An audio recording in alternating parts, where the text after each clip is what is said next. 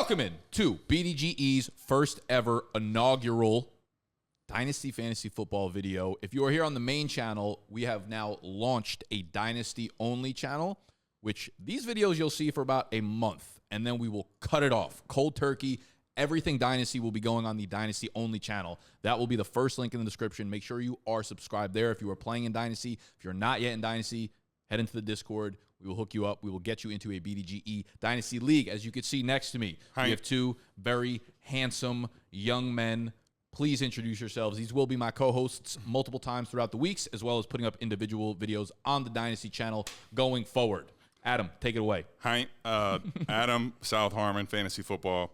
Now the leader of the BDGE Dynasty team. This is our co-host right here. Hank, the youngest of the group. This is Andrew over at the League FFB. You can find me on YouTube. But yeah, man, here at BDGE, ready to get it in. Yeah, if you're unfamiliar with these two, you're going to love their work. They bring it. They bring the energy. They bring the research. They certainly bring the yapping. So if you like what you hear from them, make sure you subscribe to both of their channels. Today, what we're going to do is predict the first 2 rounds of a Dynasty startup draft. We did this on the redraft channel, and y'all loved it. So I figured why not just transfer that energy over to some Dynasty sheesh. So we're going to go basically through the ADP that Adam has on his website right now, which has 144 startup drafts already in the books. And it does include rookie picks as well. This is Superflex. And we're just going to talk about things that we see, things that we don't see, that we would like to see in this ADP in terms of where we think drafts are going to look like for y'all when, let's say, a month after the NFL draft happens.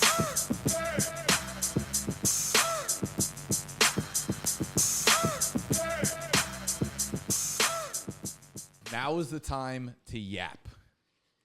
Come on, Yapper, go ahead. You start us off, man. You hear the word yap, that's basically the same thing as me saying Andrew. It was cute. Yeah. It was your cue. I'm the Yaposaurus Rex. So the first thing that really stands out to me, and keep in mind, we've been monitoring this over the last week or two, and we've already seen a lot of changes. I was going to say, I did hella notes, like the same thing that you did. I had mine, and I was like, this sucks, this sucks, this sucks. A week later, I'm like, I had already corrected irrelevant. myself. Doesn't matter. So I think one thing that we've already noticed is that Christian McCaffrey is already falling down draft boards. That's one thing, Nick, you and I said at the beginning that we didn't expect that to remain the same going into June or later into the offseason. My first thing that I want to ask is, do you think that this is something that is still going to continue trending down? Do you think Christian McCaffrey is still going to fall down draft boards? Do you think, because he's sitting right now at the 204? Yes. I mean, I just think that an aging running back, when I think moving forward, running backs in Dynasty or in redraft should be similar. Like, we should be valuing them more on a one-year basis than really super long-term at that position anyway. But this cycle from right now here, when you're watching this in February, all the way till the draft comes around, the aging guys like Christian McCaffrey are just going to trend down the board, I think, further and further. And he was like, when we first looked at the data, he was the 112. And I was like, there ain't no one in their right mind using a first-round pick on him. And listen, he's, 28 right now? He'll be 29 by the start of next season. You don't want to draft a dude that old in the first round of a startup draft. If you're new to Dynasty, that's a mistake that you'll probably make because the names are so flashy. Now we dropped to 204. I do wonder, though, like, a lot of the times when I'm in startup drafts, sometimes my first few picks, like I won't go in with a strategy, but my first pick might dictate my second pick. For instance, like if I go, you see at the 111 where it's a rookie pick, I'm like, okay, I'm building youth. C-Mac might not make sense, but if you take like a veteran with the 107 or something, you might be more likely to go straight into win now mode and make C-Mac that pick there. I do think though, like the generation coming into Dynasty Fantasy, like a lot of dudes from our redraft channel will end up being the people that segue themselves over to Dynasty stuff, will understand from us and be the ones that kind of push towards the youth. That I would be surprised if Breece Hall doesn't jump C-Mac. I would be surprised if Trevor Lawrence doesn't jump C-Mac.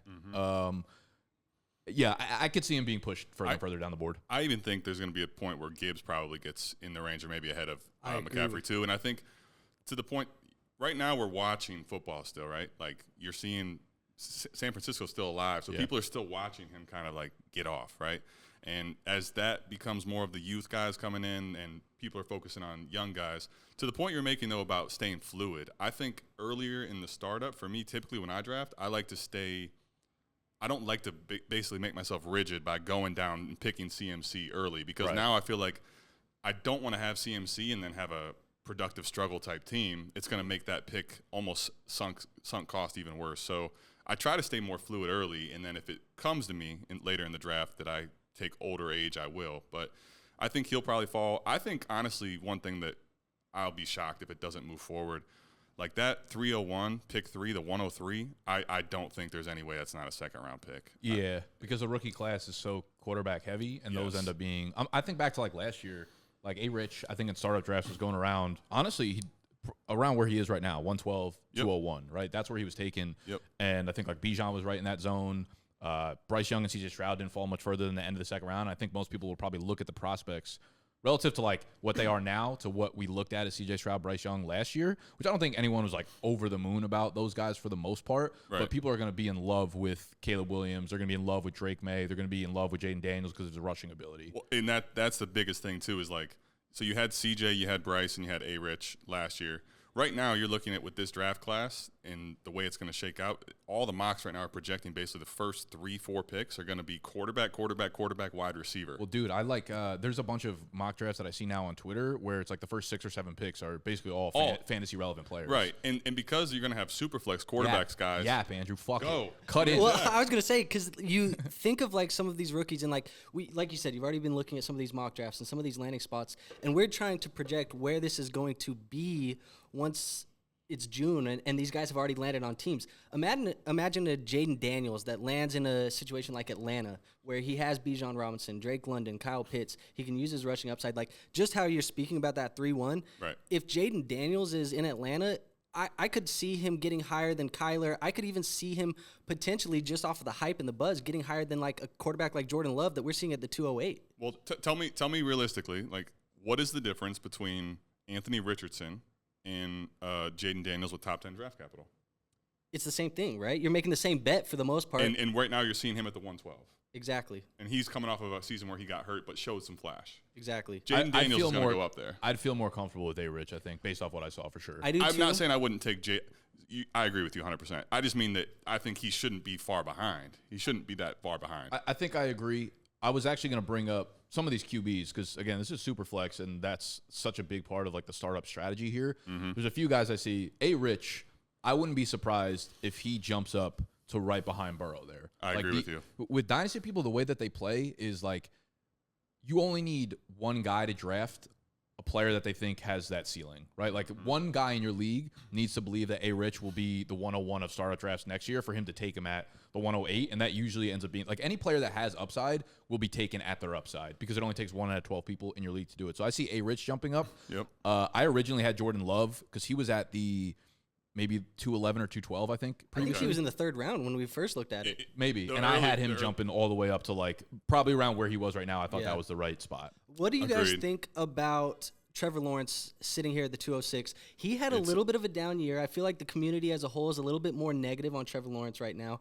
Do you think he's going to remain about that spot, or do you think there's a chance that some of these other guys behind him, that 301 we talked about being a quarterback, Kyler Murray, some of these other guys, do you think there's a chance that they kind of push Trevor Lawrence down that board a little bit? So I mean, for all the yapping you've done, he didn't just have a little bit of a down year. Like he definitely fell short of expectations this year. Right. Now, the interesting part to me, honestly, is that Trevor Lawrence is staying where he's at, and the community's so bullish on just the name cachet of Trevor Lawrence versus what his actual Shout out Lost dynasty and found. value is. Lost and found. Trevor Lawrence has not been lost Trevor or Lawrence's found. skills and talents lost and found. Well, we're still trying to find it. But I mean, I actually don't think so. Like the community's basically still saying that they believe that football Jesus is going to stay there. Somebody told us T-Law's- this is the guy, and we believe he's going to stay the guy. T-Law's Yes. going to move. I think he's going to jump over both running backs. I just think running backs are so devalued in Dynasty right now, and for good reason. Like if you're in a full PPR league, which I think most like Dynasty leagues are, I'd rather where you're starting 3 wide receivers, you got 2 flex spots. I'd rather go wide receiver heavy for sure and rest on the running backs. So let me ask you this. No. You say – I'm going to ask you anyways. No, it doesn't you. really matter. No, you. So you say that the running back's going to be pushed down. It's a 2-part question, really. Who is the first running back that you would even be considering in startups? And how far down the board do you think is worthy of being the first running back off the board? Okay, so I think I would have that tier right there. Bijan, probably Breece Hall as my 2, Jahmyr Gibbs as my 3, and C-Mac as my 4. If I had to just go right off the rip right now. That's all as a tier. Pretty much. I have it very close to that. C-Mac might be a tier break right after those 3, and then his own tier pretty much. Mm-hmm. I think T-Law, because people value quarterback so much, will jump Breece Hall, will jump C-Mac. The 203, 202, where that's pick 2 of the rookie draft, probably will end. I think people will just value the youth of a Drake May over a Trevor Lawrence maybe. So I think T-Law will probably jump those 3, and then running backs probably in like the 2.5-ish range. Because here's the other thing with like Garrett Wilson. Yeah. Right? We hear 2 reports of Aaron Rodgers looking good. Wilson's back up to like the 202, 203 in my opinion. You know, he jumps the running backs. He jumps maybe T-Law. I also think Amon-Ra should probably be closer to that Jamar Chase tier, to be honest with you, in like the 1.9, 110 range. So running backs, I think, ultimately will get pushed like where Breece Hall pretty much is right now, but that might be the first running back off the board. So Hang. I love that because the interesting part about this is I think receivers as a whole, the quarterbacks scoring was down this year overall in Superflex. Well, one quarterback too, but because of that, I think actually you could see a potential for more receivers creeping up, and I think especially with the draft possibly having Marv and Malik Neighbors possibly as top 5 picks. Yep. I actually, while I said that I think 301 will be up, I think there's a realistic chance that the top 5 are all very close to the second round. Like I could see Malik Neighbors being in the back half of the second, early third. I could see all 3 of the quarterbacks being in round 2, and Marvin Harrison's definitely going to be in the first 2. So one of the other like interesting things that I think this board speaks to, but this was a strategy. So I had a startup draft this previous summer. It was the only startup draft I did, right? And I went super quarterback and super running back heavy to start. So I went with it was like Bijan, Deshaun Watson, Kyler Murray, Kirk Cousins, and Jonathan Taylor were, I think, my first 5-ish picks. I ended up swapping Kyler for Lamar Jackson plus another thing, so that worked out really well. The team ended up not doing well, but the wide receivers, because all the quarterbacks went down, I had one QB to play for the most part. But because I went wide receiver late, what I did was I think the best value in Dynasty startup drafts are the A.J. Brown types that you can get in round 5, 6, 7. So my wide receiver core in that league, Brandon Ayuk, Michael Pittman, just DK Metcalf, dudes like that were absolutely nailed. Obviously, the picks, one of those could have easily been like Deontay Johnson and not work so well, but I nailed those. And then I got Jaden Reed and Tank Dell, drafted both those guys like later in the drafts. Those like 26-year-old dudes, I'm talking about like Debo Samuel, T. Higgins, even like Stephon Diggs. He's older. I probably would stay off him. I like right now, those values are crazy to me that you can go quarterback heavy, but it speaks to like A.J. Brown.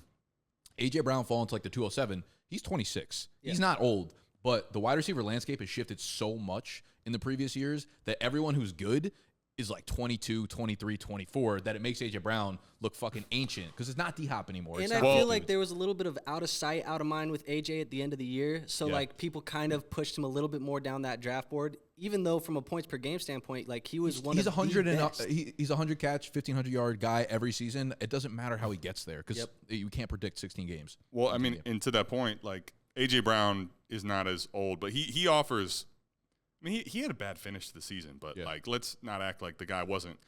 He had 6 games over 125 yards. The guy's still a freaking Batman, The overall point I was saying is, like, A.J. Brown, I don't know if it's a guy I would invest in because he's surrounded by so much youth, but, like, those guys that you can get at discount in a Dynasty startup, I feel like are such good value. Well, and to that point, I was going to say, like, Tyreek Hill is obviously different because he does not have as many years left in the tank you would project because he's going to be 30 this year. Right. But you could argue to get him in the 3rd round for another year has the potential to beat every receiver again. Yeah. So if you were to be in this early part and you have a chance to get a Jalen Hurts, a Puka Nacua, and then add a Tyreek Hill on top like you're seeing in this startup, that's crazy. Even then, if you're taking a Tyreek Hill in like the 303, like that's still a very early investment in your Dynasty drafts.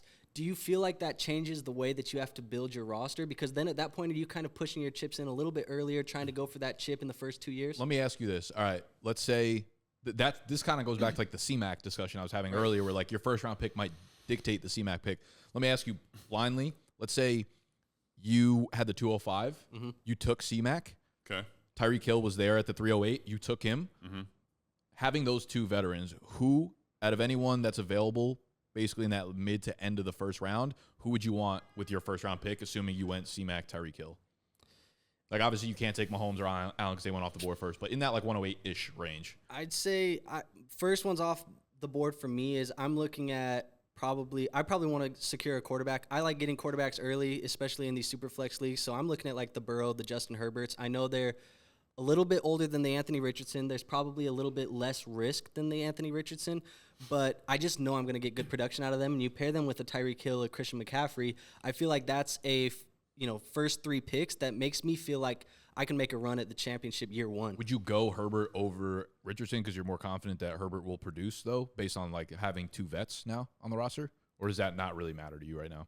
I don't think it really matters to me right now. I think for me it's just minimizing the risk. Again, I love Anthony Richardson. In the small sample size that he showed us this year, he showed us that he can be one of those top guys. I mean, from a points per game basis, in those 2 games that he was playing, the 2 full games, because he had like 2 half games that he played, he was scoring just as many points as like C.J. Stroud, and C.J. Stroud's being drafted as the 105. So it is a possibility that he's up there, but again, very small sample size. I know Justin Herbert. I know what I'm getting out of Justin Herbert at this point. I think bullshit. I think it's a lot of yapping. I think that Herbert. I get it, but like Herbert actually hit the weapons and the situation that they're going into is very not stable for me. I mean, there's a chance that both Allen and Mike Williams could be gone with the cap space. I'm worried about Herbert as a fucking player. And I think that the thing is, if you take Herbert that high, it's not that, like, I'm not going to act like Herbert's going to drastically fall down boards. But for me, I'd keep it just as it is. I would have CeeDee Lamb, who was in the back half of the season, arguably the biggest difference maker in fantasy. Keep him. I have a young stud scoring points. I have 2 older guys scoring points. And I'll try to find a way to get the Baker Mayfield types, the Kirk Cousin types later. And basically, if I don't hit this year, that's fine, and I'll basically start rebuilding after that. I agree with what you're saying. I also would say too, keep in mind, Michael Pittman Jr., Anthony Richardson's wide receiver 1, is a free agent this offseason. So, like, there is minimal risk. We think that he's going to end up coming back to Indianapolis. Yeah. But there's a chance he's not. And if that happens, then how do you feel about Anthony Richardson with no Michael Pittman Jr. there? Okay. That's scary, yeah. Can I tell you, actually, though, I agree. I'd much rather him have Michael Pittman Jr. There's no argument. And the point is that there's, no matter where you're going, there's going to be a little bit of risk, some variables that we can't predict right away. Agreed. Now, the one thing, though, with Herbert and A-Rich, right? So if you tell me that Herbert doesn't have his weapons, I'm more worried about Herbert than I am A-Rich, and that's because of the way that they play the game. And A-Rich is a guy that plays and the mobility he has. If you look at Josh Allen and Jalen Hurts, those are the 2 guys to me that, like, from a rushing floor standpoint, A-Rich is. Where not necessarily that you don't want him to have weapons. He'll be better with Pittman, right? But if he's down Pittman, I don't like it. But if Herbert doesn't have Keenan Allen and he doesn't have Mike Williams. Realistically, dude, I think all these quarterbacks need their playmakers to succeed. Like, you could bring that point up and be like, if he doesn't have Pittman, I still feel good. Think about Josh Allen before Stephon Diggs showed up, right? Like, he was pretty bad. Like, look at any of the QBs here. They have really fucking good weapons for the most part, except for Alien Mahomes over here. But besides him, like, everyone has top tiers. Not to beat it to death, because we're not sitting here to debate Justin Herbert versus Anthony Richardson. But keep in mind, too, you saying the situation for Los Angeles, they have a top 5 pick in this draft. We were talking about Malik Neighbors, Marvin Harris, and some of these other guys. Like, they could just add a guy like that to their team. And then again, that situation. You know what they should have done? They could draft another Quentin Johnson. I was about to say they should have not drafted Quentin Johnson. Yeah, things might be a little better out there now. Just a touch. But again, we're talking about in June, and if they take a Malik Neighbors, I think people get pretty excited about Jim Harbaugh and Justin Herbert and Malik Neighbors in Los Angeles. Yeah. Well, but every year everyone's getting excited about LA all the time, and they never do it. But because you do want me to beat it to death. A-Rich, though, like with Josh Allen and Jalen Hurts, what happened, though, when Josh Allen and Jalen Hurts did get that playmaker? So if Anthony Richardson does keep Pittman, now all of a sudden the ceiling, as Jordan would say, the ceiling is the roof. You could tell they're super committed. Like, the way that they drafted him, maybe turned down a bunch of draft picks to not move back in order to secure him. They got Pittman. They re-signed Jonathan Taylor. They drafted Josh Downs. Who's to say that they don't attack the wide receiver group in the draft, right? And they don't go for a top-tier guy, because there's a lot of dudes. I don't know what pick they have, but there's a lot of dudes that are projected to go in the first round at the wide receiver position. Right. So say they take someone, a Brian Thomas out of LSU or whatever the case may be. Yep. Now we're talking about the complete opposite. And not even that, too. I've seen in recent mocks and stuff like that, too, like, they could be adding a guy like Jatavian Sanders or something in the second round, where they're adding some tight end. Right. Sure. And like, there's a lot of options that these teams can do. And I think that's what makes this whole exercise the most interesting is because we're trying to predict what is going to happen after the rookie draft, after the NFL draft, all of these other things that we've done, and what does that startup ADP look like after that? So let me ask you guys this then. First thing I was going to say, in a tight end premium league, do you think that Sam Laporta gets outside the second round? Do you think he falls into the third? So, okay. Trying to separate what I think happens versus what I would do. There you go. Yeah. Let's talk it out. Yap it. Hank. That's fucking For me tough. personally, I think that's probably the hardest thing to predict versus it's right on the cusp of being a second round pick. Yeah, I think the community is very hyped on Sam Laporta, rightfully so. He gave us like one of the best rookie tight ends. If not, it was the rookie or the best rookie tight end season ever, He right? basically broke most of Kyle Pitt's records. So yeah, I think there's a chance that come June he's in the second round, especially in these tight end premium leagues. But for me, kind of going back on what you were saying, Nick, like I think there's so much value, especially look at that fourth round. You have Mark Andrews, Trey McBride, TJ Hawkinson, like there's a lot of value down there. I would 1,000% rather Trey McBride at wherever he's going, the 405. I think he'll jump up in tight end premiums, but I'd rather him at like the 312 than Laporta at the 212. I mean, but you also have Trey McBride ahead of Sam Laporta. Straight up, yeah. I have McBride over Laporta. I love McBride. Nice. I think he's a fucking playmaker. I mean, I even think you can get down, like you can get down even further. Like it depends on how you want to play the position, but like even getting a Dalton Kincaid 506, like that's beautiful too. That's beautiful as well. Even a Kyle Pitts, if you believe in him or the situation change, like there's a whole bunch of stuff down here that you could pick that value at tight end. And this is not to the first two rounds, but I mean, right now when I look at boards, arguably the biggest surprise from last year to this year is how far, like you would not have been able to predict that Travis Kelce is almost a 7th round pick right now. Right. Insane. I also, one of my strategies normally in Dynasty startups, I'm almost never going above and beyond for tight ends, but I stack them in the middle. Like in that startup draft that I was just telling you guys about, the team I had, what I ended up doing was going, like I got to like the 8th or 9th round, and I went Njoku, Evan Ingram, and then Isaiah Likely like 6 or 7 rounds later. And that group together, you know, collectively obviously got it done because Ingram was good for the first half, and Njoku great for the second half. Likely was good as well. I'm more of like a volume play when it comes to that because tight end premium, it's like you do need one starter, but you could also use flex guys if you hit, you know, in those spots because they're going to be better than running backs if you're in tier PPR. Let me ask you this because I'm looking at this board and a name is sticking out to me, and it's a name. I got 3 names that everybody loves. It's Puka Nacua. Yep. So is there room for Puka Nacua come June to creep up this draft board, or do you think he's kind of capped where he's at right now? Absolutely, and I would ask you why not. I would say the narratives. Here are the narratives that I think the market are going to push against. Okay. One, I don't know if people – I think we're all on board with, like, Puka's good. Puka's above average. He's him. He may be him. We don't know that because we look at like Cooper Kupp before Matt Stafford came over, right? Good, but not him. Cooper Kupp became that dude once Stafford came over. I think everyone's going to be asking themselves, I'll put the tweet up on the screen, asking – this was in early September, but I asked, like, how many wide receivers in the NFL right now would be doing what Puka was doing if they were in his spot? Now, I think Puka's overcome a lot of those. Like, he makes some crazy catches. He does a lot of crazy shit that you're like, okay, he's clearly above, talented. Super talented. But the narrative of, like, how much longer does Stafford have? You know, like, is Puka just a system guy right now? He's above average, but, like, there's a lot of dudes that you put him in a different system. Maybe he's more Rashee Rice than 1,500 yards and 100 catches, which is not bad, obviously. He's a good player. But I think the narratives will start spinning around the Rams, around Stafford, around is he a system player? Oh, he is a 5th, 6th round pick. Like, will he eventually get exposed for not having that draft capital? Do I think they're right? No, probably not. Would I use the 210 on him? And I get into that disrespect. I get into the same thing because we're looking at the wide receivers that are just above him, right? Like in that second round, you're looking at Amon-Ra St. Brown, A.J. Brown, Garrett Wilson. How confidently are you taking Puka Nacua over an A.J. Brown? Let me just ask you though. Hold on, real quick. You were talking bullishly. You were talking bullishly about Amon-Ra. Yeah. Tell me what is different between Amon-Ra and Puka other than Amon-Ra's proved it longer and the same narratives that fit Amon-Ra for 2 years while we slept on him. And now you're finally there. Puka did everything as a rookie you could possibly ask and had down weeks without Stafford there. I agree. And broke the rookie record. No, listen, it's a super fair point. My thing just goes back to, like, if Puka's not in this system, right? And you talk about even like Stafford making and breaking fucking like Calvin Johnson broke the record, Cooper Kupp breaking records, Puka Nacua breaking records. It feels like a Stafford slinging the ball kind of thing, at least a little bit. And we know how quickly landscapes change in the NFL and surroundings and I think shit like that. It's a good problem too, because look at how many elite wide receivers we have in these first 2 rounds. Like, these are really good cornerstone. Like, we are so excited to build our rosters around these guys. Yes. The Justin Jeffersons, Jamar Chases, CeeDee Lambs, Amon-Ra's. Like, just to get Puka even higher, it feels like a stretch to me.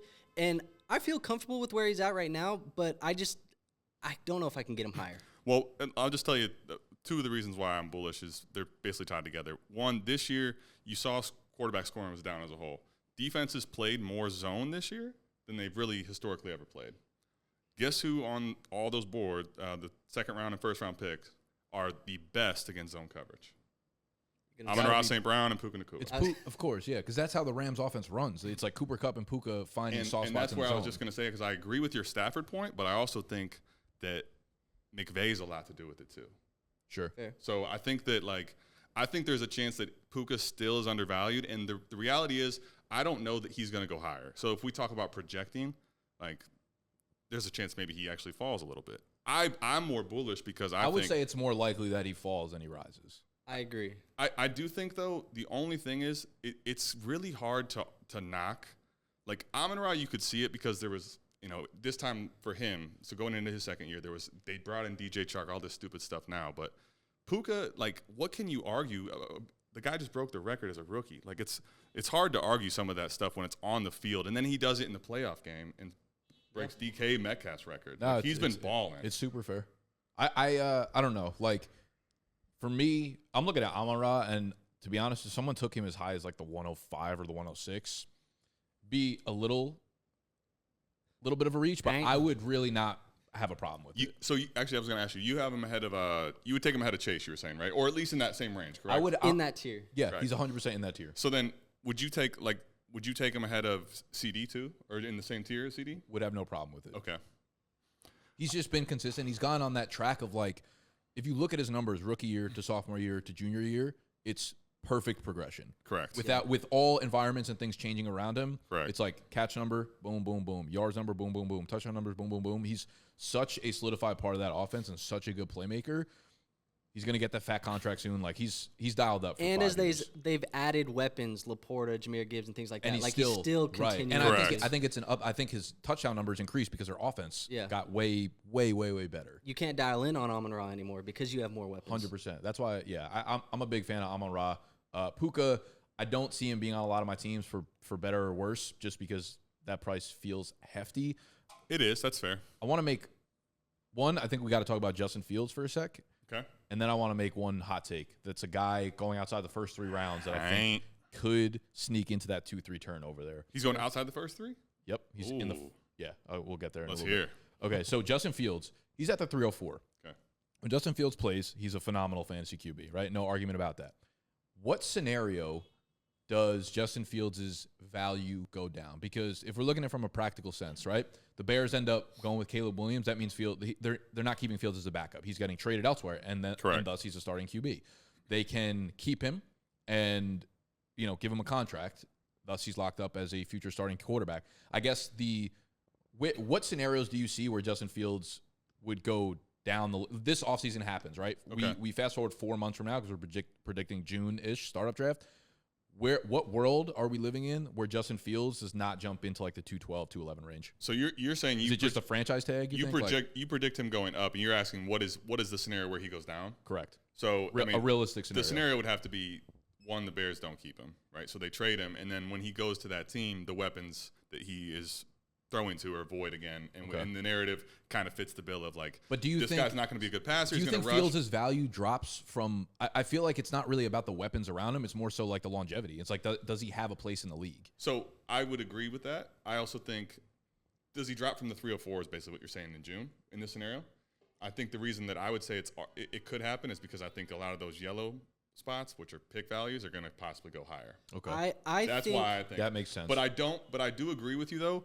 Even if Fields goes to a situation which we don't love in fantasy, I'm with you. I think he's proven to be a pretty good NFL quarterback. He may not be the elite guy we've all hoped for. But I still think he belongs in this league. I think he can be. I think he just needs long-term security, and he'll jump up draft boards. I agree. I'm just saying in that scenario where he falls down, I think he'll still tread water pretty much. Yeah. Yeah. I think at times in fantasy football and NFL football, they usually are in line at times, but there's times where they don't. And I think this is one of those where it may be, if he gets traded and he goes on to somewhere else and the Chicago Bears move on from Justin Fields, it feels like in terms of NFL teams, this is more so like this is your second chance. Yeah. And it's not you're trading for a franchise savior. But in fantasy football, it may be a good situation for him to score a lot of points. But the NFL teams could be looking at this as like this is your second and last chance. I think especially like in Dynasty, I think it's hard to do because people want to have that security feel. Like you talked about drafting Herbert. You want to be secure at the quarterback position. Yeah. But I think sometimes we have to look at it in Dynasty and separate like NFL success as a quarterback and fantasy success and understand they can be separate, and that's okay. Why is Justin Fields very good in fantasy? But he was also awesome over the second half of this year. Correct. He was a great quarterback. I'm not saying he can't be a good thrower or secure himself as a quarterback in the NFL, but we know a lot of his success comes from his legs, right? Sure. And he can have a year where he was not a good passer and ran for over 1,000 yards and be a top 5 quarterback. Right. So my point is, when you get outside of the range of those first 2 rounds, like, dude, Tua has all the weapons in the world. We know the upside is more on Fields than it is Tua. Like, he's at a point where he shouldn't be falling any further. Would you take Dak or Justin Fields? I think I'm taking Dak right now. Because of security. Yes, but also he just put together a top 3 finish, and there's really no situational changes that are going to be happening, at least next year. The reason I would take Dak is because what you just said, but also because the first 8 weeks he actually sucked and still was a top 3 quarterback. The second half was ridiculous. So if they continue what they did down the stretch this year, next year for a full season, I mean, it could be crazy. But I think it's really close, honestly. Nick, I know you want to get to your hot take, but there is one more point that I want to talk about. Well, I'm interested to hear what he has to say, but I'm interested in Kyler Murray at that 212. I could make an argument that in my own personal rankings, I have Kyler Murray over Trevor Lawrence, and Trevor Lawrence is going at the 206. Like, I think the fantasy football upside is higher for Kyler Murray, and they also have a top 4 pick here in the NFL draft. We talked about adding a Malik Neighbors, Marvin Harrison, things like that. Do you think, in the situation that maybe they do fall into a Marvin Harrison Jr. in Arizona, is Kyler Murray going to go up that draft board more? What's his contract situation right now, Kyler? It's a lot of money. They paid his ass. He got the extension? He got that bag. A lot.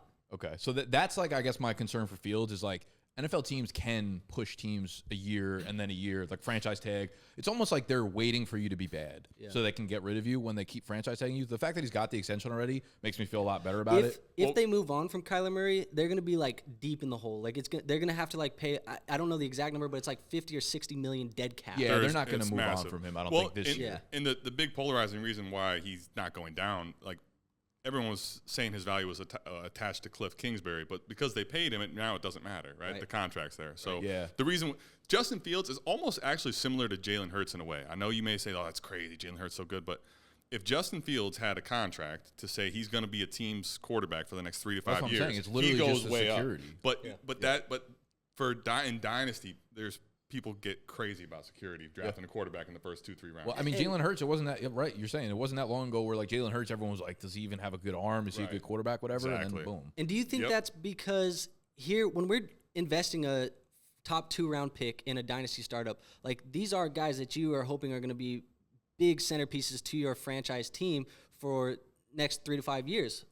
Is that because you don't want to whiff on these picks, that you're more inclined to lean on the security? Yeah. I was actually just going to say, like, me personally, I'm not as worried about it because when I go to draft, I personally don't, like, lock in, these are my starters. I look at just value, and I could move any of them before the end of the season. But I think what I was going to actually ask is that, to that point, I think that was what I wanted to talk about with you guys for the first 2 is, if we were to predicting the startups, right, in these first 2 rounds, can you tell me which guys are you most worried about, like, really having a big-time fall in value? Because it's almost every single year you see, I mean, Travis Kelce was a top to 3 starter pick. He's in round 7. Like there's always guys that really fall down the boards. When you see the first 2 rounds that we either predict or that you're up there now, like who are you worried about that they could really bleed value at this time next year? To me, there's a few names that pop up, and I think we've kind of touched on them. Trevor Lawrence is a guy that he goes out and puts another season like he put out this year. I don't think we're taking him top 2 rounds anymore. Another guy that I think good sample size, great year, but Jordan Love. It feels like there's a little bit of risk there. I was going to say, though, all 4 quarterbacks from Herbert down to Jordan Love feel like things can move here. If A-Rich gets hurt again, people are going to be like, is he injury prone? Justin Herbert, the situation could change quickly. He puts up good stats sometimes, but like other times, I think what's going to happen with Herbert is like that NFL to fantasy dichotomy here, where I think the narrative around Herbert is starting to be like, can this dude actually get it done for an NFL team? Like, can he win kind of thing? And I think that's going to start seeping into fantasy minds a little bit. T-Law, like you said, coming off a bad year, puts another one together, and we got problems. Jordan Love, I really like him. I actually would have no problem taking him at the back of the 2nd round if I'm doing a startup draft, but I can understand, sample size small. Yeah. It is what it is. And there's one more, and this is going to probably ruffle feathers, but we're seeing C.J. Stroud here at QB4. I almost assume that come June and some of these other months later down the summer, like he's going to surpass Jalen Hurts, the narrative that we've had Jalen Hurts at the back half of the season and things like that. Are we certain that we should be taking C.J. Stroud with the same names of Josh Allen, Patrick Mahomes? Oh, okay. I thought you were about to say outside the top 2 rounds. No. Are we certain that he should be like with Josh Allen and Patrick Mahomes? Let me ask you, are you a Kobe fan? I am a Kobe fan, yeah. Okay, yeah. Really? That's a yes. Answer to the question. Hang. Lock it in. Quit the yapping. Easy. I mean, what do you need to see out of a quarterback to say that he's not solidified in like that top 6 right there out of their rookie season? Look, I'm not saying that I don't think – I wanted to ask the question because I'm sure that there's other people out there who do have the question of, like, he saw a significant rise. This is a guy who we didn't even think was a top 2 quarterback in the class coming in 2023. And we had Bryce Young, Anthony Richardson above him. What was the reasoning why? It's a good topic to talk about, actually. Why? Do you remember? It's basically because he threw to all these great receivers at Ohio State. Right. And there's like, oh, he's accurate, but he's not going to be throwing to anyone open. He literally resurrected any chance of any people's career in that Houston team. Right. None of those guys you even are looking at very high on this board. And if they rose up, it's because of C.J. Stroud. As a quarterback passer, like the accuracy he has, he's in the range of Burrow, I think. Pretty solidified for me. Now, the only thing you could argue is basically that we saw this year Patrick Mahomes have a down year for Mahomes. Yeah. And I think that like C.J. Stroud, Patrick Mahomes, Joe Burrow, they don't offer the rushing upside if they have a down passing year. But you can't tell me that C.J. Stroud should be outside the top 6 or 7. I fully agree with you because I do have C.J. Stroud in the same tier as Joe Burrow. That's where I have him. You're saying don't have him ahead of those other 3. Yeah, because I have Allen and Mahomes as a higher tier than that Burrow tier. This is another one of those discussions, more like higher level, where I almost feel like it just doesn't matter. Like you get any of those 6 QBs, you're not complaining. Right. Like, you're like, oh, should I take Mahomes or Allen? It's like, it doesn't fucking matter. They're both going to be really good for you for a really long time. And I feel that way, like, C.J. Stroud is Joe Burrow, just a little bit younger, maybe a little bit more upside. Who knows? But, like, I don't know, 1.5 per game or something over the course of 5 years, not going to be the reason you likely win or lose. Like, those are both nice staples for your team regardless. Just take the guy you like. I actually think... Take the guy you want to root for. Take the guy you'd rather less see on your opponent's team. Yeah. So that's why I like tiers, because you can take the guy you like but still get similar production. I actually, from the standpoint of if we drafted them and say you're going to have them on your team in 3 years, I tend to agree. Like, they're going to probably all go up and down in certain waves, but value-wise, they're all going to probably stay in this mix. All those guys are pretty solidified. Right. Yeah. The only difference will be if you pick C.J. Stroud. Right now, you could say maybe he's trending so high. Like, I'm going to start up, I saw him go 102. Maybe now you can actually get – like, this is where you could take a C.J. Stroud and kind of tear down. Maybe you can get a guy like A-Rich or a Herbert and pick up a serious asset if you time it right. But from a standpoint of you're going to hold these guys for 3 years, there probably isn't going to be a whole lot of difference in what their production is, honestly. They're all going to be elite players. I just wanted to ask the question. Yeah, no, I mean, it's fair. And we talk about C.J. Stroud propelling his weapons up. The first player that I noticed on the board, and, of course, this was with way less data, but Nico Collins is going in the middle of the 5th round. Yeah, I genuinely think 4th. he was going in the middle of the 5th round. Oh, got By it. the time we got to the updated Tank board. Dell's in the 5th round. Right. And Tank Dell was like a 8th or 9th round pick. Yeah. Immediately. And those were the first 2 names I said there ain't a fucking chance they're going that low. Nico's already moved up a full round since like an extra 80, 90 drafts were added to this. I genuinely think Nico Collins will be a turn 212, 301 pick by the time startup drafts happen in 3 or 4 months. And are you comfortable with that price? Yes. Yes? You would take him there? If I went CJ Stroud, I don't know if at like the 2, I feel just as comfortable, honestly, as weird as it sounds, probably with Nico Collins as I do like a Puka at the 211, 212. Interesting. Nico was so good this year. He was. Him and CJ Stroud, Yeah. they made fucking magic together. If I went Stroud at the fucking 104 and I can get Nico at the 304, You're out. not on board with that price. I mean, But do you think that happens? you have a very good point. What happens Do you specifically? think Nico, how much further do you think Nico moves up? Because 407 ain't I where could it's see at. a round. I don't know if I can see him go to the second. Here's where I guess it all really depends is like, I don't know how much higher he can get. Like, I could see him maybe jumping Smitty. Like, can we really see him jumping Ayuk? Like, the guys ahead of him as a just receiver is where I would struggle with it. Now, I think if receivers all go earlier, he could definitely jump up pretty high.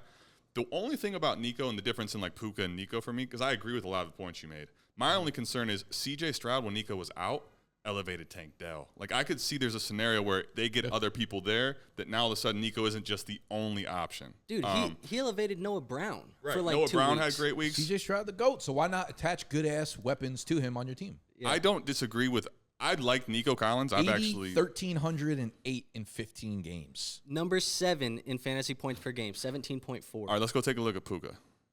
Enough. I'm not saying he's going to jump over Puka. I know you're not. Yeah. Hank. Formation adjusted yards per route run. These fucking numbers are getting crazier. That's and how you crazier by the year. Yeah. Look at the efficiency.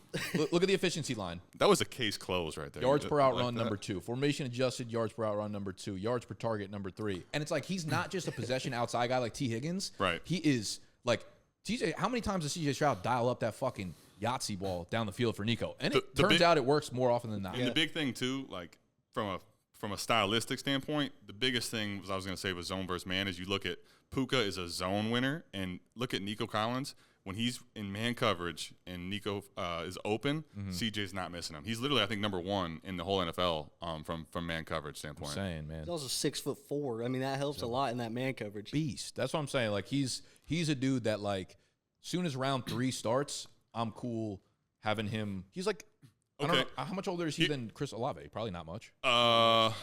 Maybe a Nico's couple years. year 3. Year 3 right Nico's now? 24. Nico? Nico's going into year 4.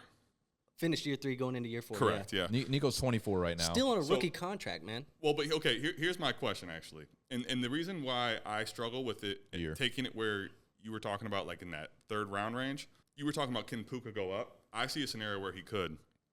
I think I'm drafting Nico at ceiling if I draft him there. Is my only problem. Like I don't think he actually can go past Puka. Maybe he could go past Garrett Wilson if he doesn't have a good year this year. Outside of that, I don't think he can jump into these other guys. That's my only problem. I think that was the argument for Puka for us, is we felt like that was ceiling. Agreed. Yeah. Agreed. I think it's just we differ on the ceiling, what the ceiling could be for each one. But that's going to happen in all of your drafts, right? Like everybody's going to have their own different opinions, and that's where you kind of value hunt and you try and predict these trends like we're doing today, so you can see where those values will be gained. But why do you think that like based on this is his very first year with CJ Stroud? CJ Stroud was a rookie. Yep. Why do you think that's a ceiling? Why do you think they can't improve? Why do you think he can't improve? From a like points per game perspective, I think he could. Yeah, yeah, that's he what could. We're talking about fantasy. I mean, it's just so if you look at the people ahead of him, right? You have a combination of God tier, right? So you have CD, Jamar, Justin Jefferson, points per game, and youth.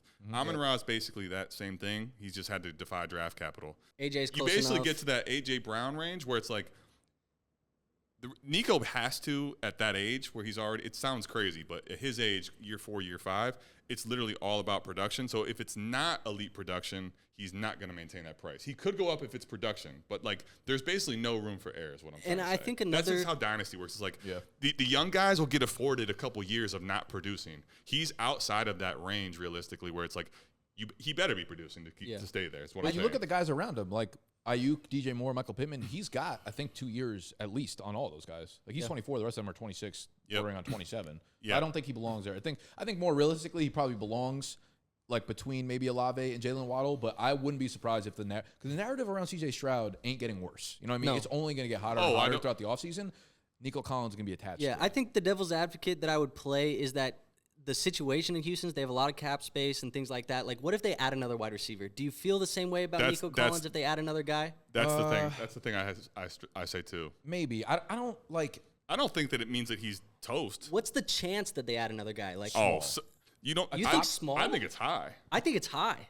Dude, they got other needs. They got other needs on that team besides they got Dalton Schultz, who's been fucking great for them. They have Tank Dell, they have Nico Collins, and then they have a smidge of like Noah Brown played great. They have John Mechie, they have Robert Woods. Their O-line has problems. They need to invest in that. They might bring in like a third round guy. That's not going to affect Schultz is a free agent right now, so they just signed him last year. 1 year deal. So he's He'll be probably gone. be. I think he gets an extension. He'll probably come back. I think they bring him back. But I do think that there's a chance. I mean, if they get a chance to go and get a T. Higgins or something, like, I don't know why they wouldn't. I just feel like that really helps elevate that team. I think the reason you'd argue that I would say that they invest in receivers for him is you have a guy that's proven that type of like elite ceiling.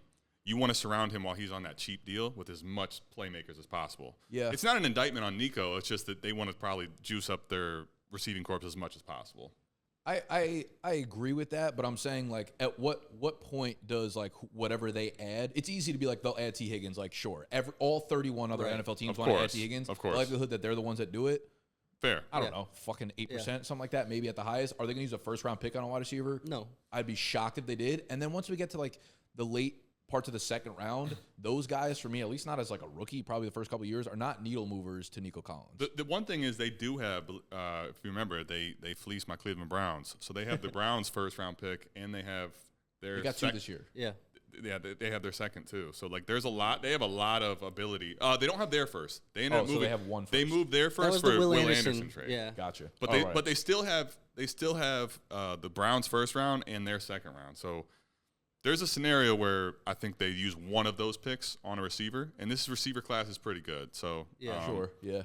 Well, because you're talking about Brian Thomas and like guys like that, like you might have a shot to go, depending on draft day. I don't know if it's super likely, but you might have a chance to get like a Brian Thomas or a Troy Franklin or something like that in the second round. Because the other thing too is then I don't think there's any way with the rapport that you saw with Nico that they let him walk. But no. What do we know about a guy that's not drafted in round one that's going into year 4?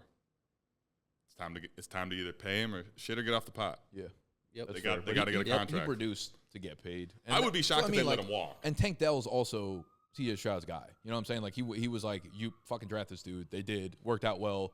They're going to listen to Stroud. So I think Nico's probably a part of that, like, Stroud package right now. So I get it. Like, they add something to the mix.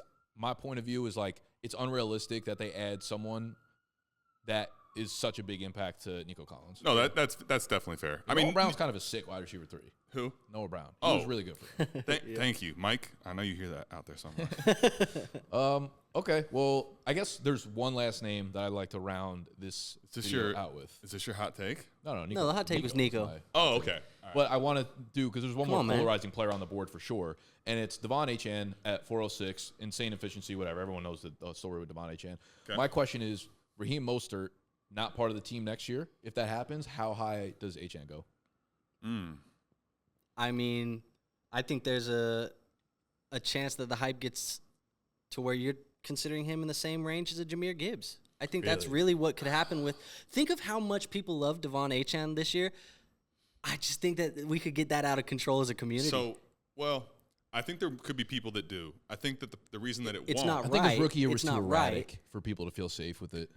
That's exactly what I was going to get to. So, like, if Achane would have had essentially that huge upside and played the majority of the season, I think that's the case. But, like, his upside's still tremendous. And arguably, his upside's weekly higher than anyone out there. Keep in mind, this is a guy that still is very small and that has, like, took a lot of injuries this year. I agree. And that I think is what's ultimately going to keep him outside of the Jahmyr Gibbs range. I was going to say, though, you could probably see him going very much in this, like, mid-third, like, right in there, above or at Taylor, above Etienne. I was going to say, like, I think he'll probably settle in Waddle, Etienne, Tua. I just think when you look at the fantasy points per game this year, like, Devon Achane averaged more fantasy points per game than Gibbs, more fantasy points per game than Bijan. Agreed. Like, I think there's a lot of people who like Achane enough that it could get pushed up to that point. I'm not saying that that's what I think should happen. I think it just goes back to the safety thing where, like, he didn't put together a long enough string. But I do want to say, like,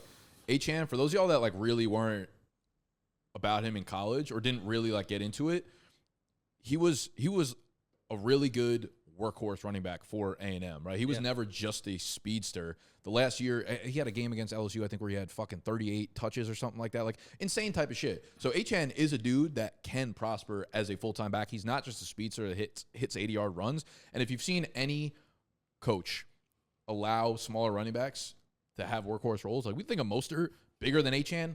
Mostert, realistically, what, 205 pounds maybe? Something like that. He's on the lighter side. Like, track star speed too. McDaniel's gonna let Achane rip if he's healthy. Exactly. That Shanahan zone read system. Right. It's the other thing too is, like, with Achane, it's basically, can he stay healthy? If he does stay healthy, even if he doesn't get that lion's share backfield, like, let's say he's even a 10 to 12 touch guy, there's an opportunity for him to go crazy on that. But if he ever does get a 15 touch type workload or higher, could break fantasy type. I agree. Yeah. But he's got to stay healthy. That's what I was going to say too, is he doesn't need a lot of touches to do what he did for fantasy football. But, like, do you want to take a guy at the 211 that you're like, I'm projecting him safely to get 10 to 12 touches? No. Probably not. Yeah, exactly. That's my thing on Achane. He'll definitely rise, I think, depending on what happens with, Raheem Mostert and Jeff Wilson and all that kind of shit. But they're always a revolving door, and they obviously like Achane a lot. Do you mind if we rip one more name? Sure. Kyren Williams. How do you feel about Kyren Williams? I know he's very polarizing in the community right now. Is there a chance that he rises up if they don't make any additions in the running back room this year? Why is he polarizing? Let me ask you guys. I think because a lot of people think, they look at the draft capital, they say, year one he didn't do anything, and then he came in year two and blew up. I think you look at the range of outcomes that he's put over the last 2 years, and you say which one is real and which one is not real. Well, I would say I think it's relatively evident that this year was real for Kyren Williams. And 1,000%. I say that because McVay, historically, when he finds a guy that he likes, he rides him. That's exactly. And we could say, like, oh, they split carries with, like, Cam Akers, Malcolm Brown. He never liked he fucking hated Akers the whole time. Thank you. I need some Haynes in this bitch. Drop a comment down below. Hang if you're with me right Sean now. Sean McVay, all you need to know is it's Todd Gurley. When he decides, it's workhorse. This is the workhorse, and when everyone else has no chance, Hank. It's over. With that being said, you guys feel that way. You think he can increase from that 402 where he's at right now? My problem, though, is, like, I don't love drafting the kind of, like, how old is Kyren?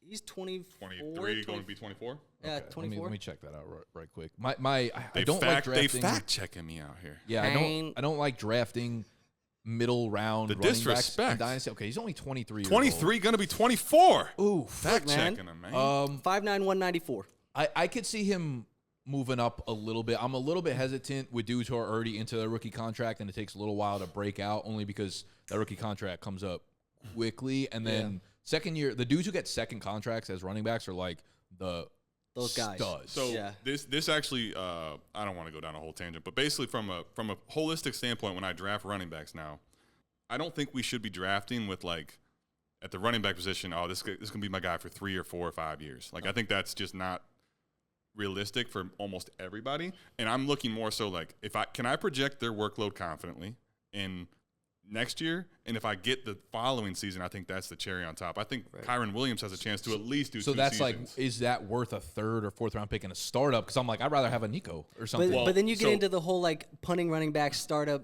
strategy and things like that, which I tend to lean. If you're in, like, tier doing. PPR where it's half PPR running back, full for wide receiver 1.5 or tight end, then, like, punting running back, I feel like is ideal. It can be, for sure, and I don't disagree. The only thing is, like, with Kyren, we saw this year, you give this guy the work. Like, the reason the running back I still want to have, if I do take in this earlier range, it's a difference maker. Like, Kyren Williams, relative to the field, can absolutely go ham. So let me rephrase the way I feel about Kyren. If we're talking about, like, 4th round, I think is okay, and I might even shy away from that in Dynasty. Yeah. Redraft for next year, if you're picking him as the RB2 or 3 overall, no problem with it. I legitimately think he'll produce like that. Is it worth it in Dynasty? And go back to the ADP just so I can put this point up. Because if that's the case, if you're telling me that we think in redraft, this is a guy that can be drafted as RB2 with RB1 overall upside, I get him at RB7, hang. Yeah. Let me take that to the bank after I get my, CD Lamb, I get my Puka Nakua, and I get my Tyreek Hill. Let me go ahead and get. Let me go ahead and get that Kyren. Load up on points per game. I look at it and I'm like, why would I spend that 4th round pick on Kyren when I can get a Rashad White in the 6th, or I can go get, even a deeper value, maybe not as. I mean, we're not even projecting a long shelf life, but you can go get like a Joe Mixon in the 9th round and things like that. If you're asking me would I rather have Kyren in the 4th or Rashad White in the 6th, I'd take Rashad White in the 6th. Yeah, that's just where I'm at. So I just don't. I can't. But I don't spend that cost on the running back there. That's fair. I don't disagree necessarily with the strategy of like waiting on running back. Yeah. But if you're going to tell me that my first running back comes in the 4th round and he has the upside of RB1 overall for the season, I don't think it's like early, right? Yeah. I'd rather take that almost than getting Bijan at 202 and projecting that he's going to be the guy for 3 years. Shawty. Chill. Hank? You don't think Raheem Morris about to turn Bijan into a Hall of Famer? Maybe. Hall of Famer? You better hope so. He should already be in the DNA. Are the Falcons bike? We've never left. Okay. Super Bowl 61 runs through Atlanta. Everyone knew that. Arthur Smith was the GOAT. What's the next Super Bowl? What number? 58, 59? VXLYY. The next Super Bowl Atlanta's in? Long time. Enough. That ain't what I was fucking at. All right, we going to wrap up right there. Thank you guys for hanging out for this full episode. If you made it this far, make sure you go hit the button that looks like this. And while you're down there, you will have the link to the Dynasty channel if you're watching on the Redraft channel. If you're new to the Dynasty channel, make sure you subscribe. Yep. Make sure you subscribe to these two strapping young fellas' channels as well. We'll be back with group podcasts like this twice a week, and then each of us will be doing our own individual videos once a week as well. So you're going to get 5 videos per week right off the bat. Hopefully. That is the ideal upside right now, pending me finding a thumbnail guy that I am comfortable with. Might have to drop down to 4 if we can't figure it out, but you'll be getting a shitload of content from us. Anyways, let us know what type of content you want to see us discuss. What we want to do as a group is really have more conversational type pieces rather than like, hey, these are my top 10 rankings, or hey, these are the 5 must-draft players. We want to have more bigger picture, larger discussions that we can kind of just fucking yap back and forth at each other for. So if you have any good ideas for that, could be anything. Could be league etiquette. It could be like commissioner tips. It could be there is no creativity boundary here. We are looking to take over the Dynasty game, and this is where it fucking starts. Hank. Hank.